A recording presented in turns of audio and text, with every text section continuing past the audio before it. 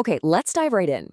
Have you ever stopped to wonder why, despite literally hundreds of billions of dollars sitting in philanthropic foundations around the globe, so many urgent, everyday issues just seem permanently stuck? I mean, think about the underfunded schools in your own community or the daily compounding impacts of climate change. With all that concentrated wealth out there designated for good, why does the needle barely even move? Well, today we are exploring a really fascinating explainer based on a groundbreaking paper by Roshan Gadamian called The Perpetuity Trap. It challenges this huge fundamental assumption in the world of giving, the idea that creating an immortal, never-ending institution is actually the best way to do good. We're going to unpack the staggering paradox of how wealth meant to save the world is routinely held back by the very rules governing how it's stored. So start by considering this core conflict. Is it charity built to solve real-world problems or just to ensure its own survival forever? When a megadonor decides to give at scale, they're almost always handed this one specific financial vehicle, the perpetual foundation. But as you'll see, this structure isn't just some neutral bank account waiting patiently to fund good deeds. No way. It's a highly opinionated capital structure that places the survival of the institution itself above absolutely everything else. It operates a bit like a mythical dragon hoarding its gold in a mountain, right? The wealth is technically there to protect the realm, but the primary directive is simply never, ever let the pile of gold get any smaller, even if the village outside is actively burning down. Here is our roadmap for today. We're going to cover 1. The philanthropic default. 2. The hidden fiduciary conflict. 3. Three modes of failure. 4. Why standard reforms fail. And 5. Stewarding problems. All right, let's kick things off with Section 1, the philanthropic default and the assumption of forever. So we have to start with the unquestioned default of modern giving, the perpetual endowment. In institutional philanthropy, permanence is treated as an absolute virtue. If you suggest that a foundation maybe shouldn't last forever, people look at you like you just don't get the long view required for serious charity. But the source text makes a really compelling argument that we've completely confused the long view with a highly rigid financial mandate. Let's break down a key term here, the corpus. Think of the corpus as the principal investment, or, the giant pile of money itself, the golden goose. A perpetual endowment is explicitly designed so that you only ever give away a tiny fraction of the eggs, making absolutely sure the golden goose never shrinks. Once a foundation commits to existing in perpetuity, it makes a binding, legal mandate to preserve the real inflation-adjusted value of that corpus across time. And this mandate isn't just some boring administrative footnote. It's the gravity that governs every single decision the institution makes. Which brings us to Section 2, the hidden fiduciary conflict. 2 duties, but only 1 winner. Every perpetual foundation operates under 2 core obligations. Usually, people talk about these as if they go perfectly hand in hand, but actually, scratch that. In reality, they are in direct, zero-sum competition. On one side, the Board of Trustees has a strict fiduciary duty to protect the corpus. On the other side, they have a duty to fulfill their charitable mission. So what happens when these 2 clash? Let's say a catastrophic natural disaster strikes today. The mission demands immediate, massive funding to save lives right now. But the duty to the corpus argues that the foundation has to preserve its funds for theoretical future beneficiaries. Someone who might need help in the year 2150. The crucial point here is that the corpus is auditable down to the very last dollar. If trustees lose 3% of the principal, that's a highly measurable failure and an incredibly uncomfortable board meeting. But the mission's beneficiaries? They're diffuse, unmeasurable, and often entirely voiceless. When you pit an infinite series of silent, theoretical future beneficiaries against the loud, messy, unmeasurable urgency of present-day problems, well, the math of accounting forces the trustees to side with the future. The auditable duty to the money is always going to win out over the mission. So what happens when this machine actually breaks down? Let's look at Section 3, 3 modes of failure. This structural gravity produces 3 very specific failure modes, and they happen regardless of how well-intentioned the trustees are. You could literally have a board of directors made up of absolute saints, but the design of the system will inevitably pull them toward these predictable failures. The first failure mode is what we call corpus primacy. This is where the mission is merely the leftover priority after the institution secures its own financial survival. Imagine a massive global event, like the 2008 financial crisis or a sudden pandemic. Exactly when vulnerable communities need charitable intervention the absolute most, market portfolios drop. So under corpus primacy, what does the foundation do? It doesn't radically increase spending to meet the skyrocketing need. Instead, it tightens its belt.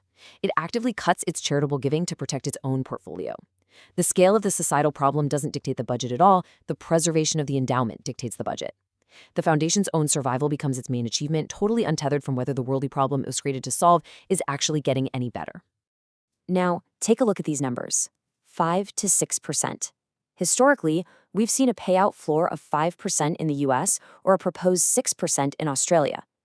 Regulators originally designed these numbers as safety nets, right? Minimum thresholds to make sure that tax-privileged money actually reaches working charities instead of just sitting in investment accounts growing tax-free forever. But structurally, this floor behaves completely differently in practice, which leads us straight into our second mode of failure. Why on earth does a regulatory minimum instantly transform into the maximum amount a foundation is willing to spend? Well, let's do the math the source provides, because it's fascinating. A foundation essentially reverse engineers this number from market realities.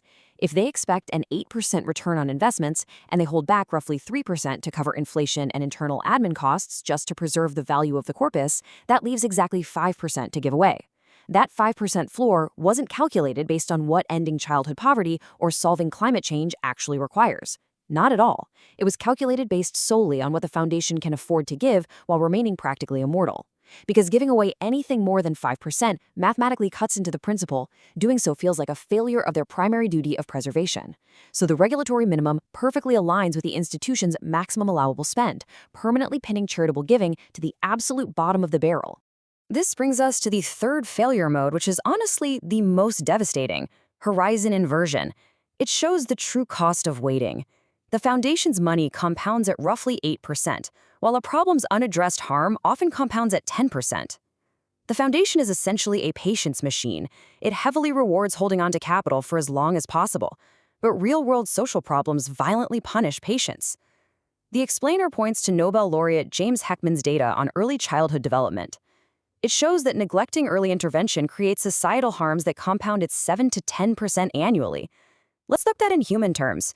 A child lacking early support leads to cascading future costs, skyrocketing healthcare burdens, increased strain on the justice system, massive losses in lifetime wages.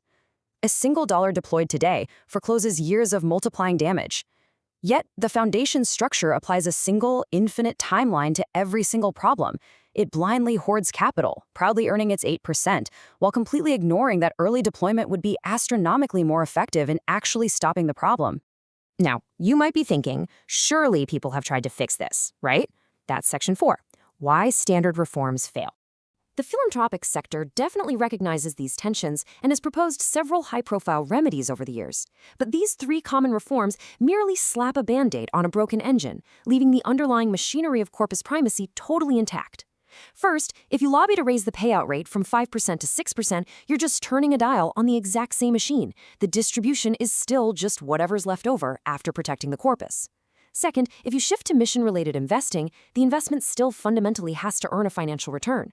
This means the foundation systematically abandons the hardest, most urgent societal problems because they offer zero financial return at all. And third, while spending down the endowment completely absolutely solves the hoarding issue, it destroys the vehicle entirely. It trades pathological permanence for total impermanence. The money is blasted out the door in a short window, which means a capital simply isn't there when long-term problems inevitably pop back up in the future. Okay, so how do we actually fix this? Let's look at Section 5, stewarding problems, not institutions. We need a real alternative to perpetuity, not just a minor tweak. To escape the perpetuity trap, this new aligned architecture has to satisfy three specific conditions. First, capital must recycle instead of being permanently depleted. In the real world, this looks like using revolving loan funds or recoverable grants, money that goes out to solve a problem, builds capacity, and then returns to the foundation to be deployed again. It keeps the capital alive without worshiping an untouchable corpus. Second, the timeline of releasing that capital has to synchronize to the specific problem's decay curve. The foundation acts fast and aggressively when a problem demands immediate speed, and it acts patiently when a problem genuinely requires a multi-decade approach. And third, success shouldn't be measured by whether the foundation survived the fiscal year with a pristine portfolio. It absolutely must be measured by tracking the actual resolution of the problem across the entire multi-year cycle of the capital's deployment. This requires a massive, sweeping paradigm shift. We have to move from stewarding a bank account over the life of an institution to stewarding a problem over the life of its resolution. Just contrast the absurdity of the old model with the logic of the new one. Right now, trustees sit in boardrooms and ask, what can we afford to give away while making sure this foundation lives forever? It's literally like obsessing over the structural integrity of a fire truck's water tank while the house right in front of them burns to the ground. The new aligned architecture demands they ask, what does this specific problem need to be resolved right now, and how do we structure our capital to meet that exact need?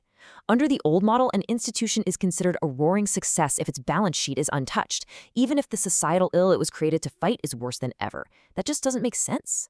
This shift requires taking on much, much harder accountability, to be answerable for the problem rather than for the institution. A bank account speaks loudly at the end of every quarter. A diffuse social problem rarely does. Ultimately, it is much more difficult to be judged on a fully resolved mission than it is to just point to a flawlessly managed investment portfolio. But that is the precise level of accountability required to truly make a difference. The true fiduciary duty of anyone managing philanthropic capital shouldn't be to their future institutional selves or to preserving a legacy name on a shiny building. It absolutely must be to the living, breathing mission they promise the public they would address. As we wrap up everything we've explored today, I want to leave you with a deeply provocative question. Is the ultimate goal of philanthropy to exist forever, or to fix the world so completely and thoroughly that philanthropy itself is no longer needed? The perpetual endowment was just one historical answer to the question of how we give seriously over a long timeline. It's not the only answer, and as the data shows, it's very often the wrong one. The charitable foundations that will truly shape the next century are the ones willing to rethink the default, step out of the perpetuity trap, and bravely build capital structures that are entirely answerable to the problems they set out to solve. Thanks so much for joining me on this explainer, and I highly encourage you to keep questioning the structures behind the massive world-shaping solutions we too often take for granted.